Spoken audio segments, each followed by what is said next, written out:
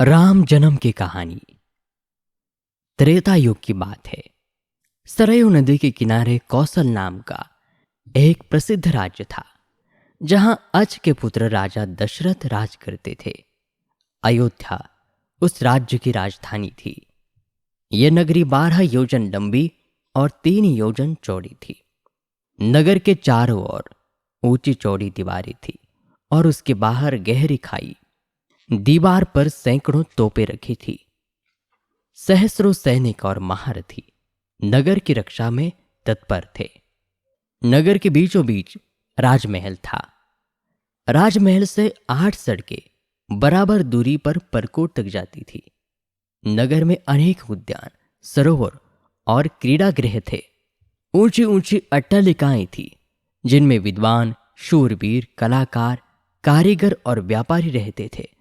घर घर में लक्ष्मी का निवास था। बाजार अच्छे से अच्छी वस्तुओं से भरे रहते थे। नगर के लोग स्वस्थ और सदाचारी थे। कुल मर्यादा के अनुसार सभी अपने धर्म का पालन करते थे। सभी जगह पर शांति, पवित्रता और एकता का वास था। राजा दशरथ बड़े प्रतापी और सदाचारी थे।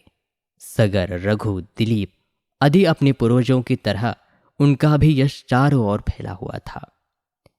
8 सुयोग्य मंत्रियों की सहायता से वे राजकाज चलाते थे। इन मंत्रियों में सुमंत मुख्य थे। मंत्रियों के अतिरिक्त वशिष्ठ, वामदेव, जाबाली आदि राज पुरोहित भी राजा को परामर्श देते थे। इनकी सहायता से राजा सदा प्रजाहित के कार्यों में लगे रहते थे। राजा दशरथ ने बहुत दिनों तक राज सुख का भोग किया। उन्हें धन, मान, यश किसी की कमी न थी, पर उन्हें एक दुख था। उनको कोई संतान न थी। जीवन उन्हें सूना लगता था। उनकी रानियां कौशल्या, सुमित्रा और कैकेयी इस कारण दुखी रहती थी। राजा ने इस विषय में अपने मंत्रियों और पुरोहित से बात की और सबकी सलाह से यह निश्चय हुआ कि पुत्रेष्ट यज्ञ किया जाए। सुमंत ने प्रस्ताव किया कि महान तपस्वी ऋषि श्रृंग को यज्ञ का आचार्य बनाया जाए। यह राय सबको पसंद आई। यज्ञ की तैयारियां होने लगी। राजा दशरथ स्वयं ऋषि श्रृंग को बुलाने गए। सब राजाओं को निमंत्रण दिया गया।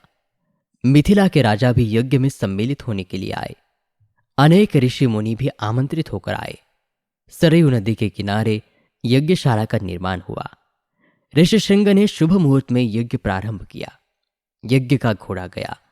1 वर्ष बाद घोड़ा लौट कर आया। तब बड़ी रानी कौशल्या ने उसका तिलक किया। अब वेद मंत्रों की मंगल ध्वनि यज्ञशाला में गूंज उठी। अग्नि में आहुतियां पड़ने लगी।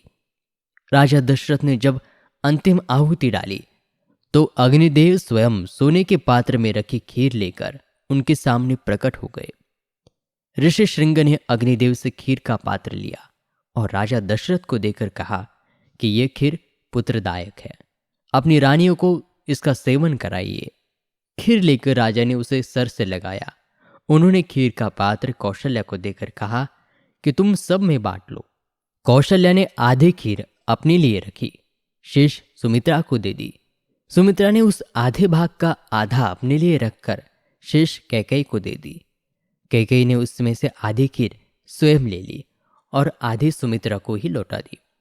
समय आने पर चैत्र मास के शुक्ल पक्ष की नवमी को बड़ी रानी कौशल्या के गर्भ से श्री राम ने जन्म लिया। इस तिथि पर हम आज भी रामनवमी का पर्व मनाते हैं। मंझली रानी सुमित्रा के 2 पुत्र हुए, लक्ष्मण और शत्रुघ्न। कैकेयी के एक पुत्र हुआ, उसका नाम भरत रखा गया। बड़ी धूमधाम से पुत्रोत्सव मनाया गया। राजमहल में मंगलाचार होने लगे और स्त्रियां बधाइयां गाने लगी। देवताओं ने फूलों की वर्षा की। अप्सराएं नृत्य करने लगी। राजा और प्रजा दोनों का हर्ष का ठिकाना न रहा। चारों राजकुमार बड़े सुंदर थे। धीरे धीरे वे बड़े हुए और साथ साथ खाने खेलने लगे। चारों में बड़ी प्रीति थी। लक्ष्मण राम के साथ अधिक रहते और शत्रुघ्न भरत के साथ। चारों भाई जब अयोध्या की गलियों में खेलने निकलते तब उन्हें देखकर ठगे से रह जाते। राम के रूप में अद्भुत आकर्षण था। उन्हें जो भी देखता वो बस देखता ही रह जाता।